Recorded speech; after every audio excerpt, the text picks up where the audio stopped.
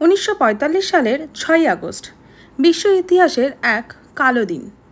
এই দিনেই America Hiroshima শহরে পরমাণু বোম ফেলে। মুহূর্তেই ধ্বংসস্তূপে পরিণত হয় শহরটি। কিন্তু ধ্বংসের ধূলিঝড় পেরিয়ে হিরোশিমা আবার ঘুরে দাঁড়ায় নতুন আশা, মানবতা ও শান্তির প্রতীক হয়ে। হাই, আমি পৌলমী। আজ শোনাবো বছরের পর বছর ধরে হিরোশিমার বিবর্তনের গল্পটা। ধ্বংস থেকেই শুরু। বোম ফেলার পর শহরের 70% স্থাপনা ধ্বংস হয়ে যায়। তৎকালীন প্রায় 1,40,000 মানুষের মৃত্যু হয় 1945 সালের শেষ নাগাদ। এই সময়টা ছিল কেবল বেঁচে থাকার লড়াই। That's call struggle for existence. Japan সরকারের সহায়তায় ধীরে ধীরে শুরু হয় পুনর্গঠনের কাজ। আমেরিকান দখলদার প্রশাসনও পুনর্গঠনে কিছুটা সহায়তা করে। 1949 সালে হিরোশিমাকে পিস মেমোরিয়াল সিটি ঘোষণা করা হয়।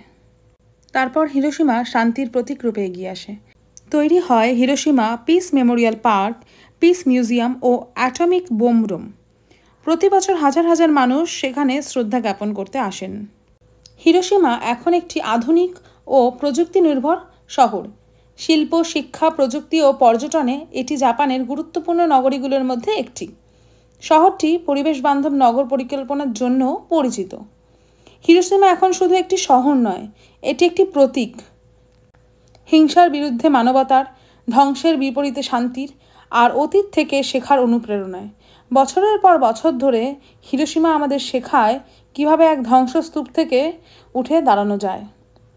তো আজকের এই ইতিহাসের টুকরো অংশ এখানেই শেষ। কেমন লাগলো আপনাদের এই উপস্থাপনা জানাবেন, এবং আরও এরকম গল্প শুনতে, ইতিহাসের টুকরো অংশ শুনতে আমার চ্যানেলটি সাবস্ক্রাইব করে পাশে থাকবেন। ভবিষ্যতে আরও অনেক সুন্দর উপস্থাপনা করব, কথা দিচ্ছি। আর ধন্যবাদ, এবং আজকের মতো টাটা।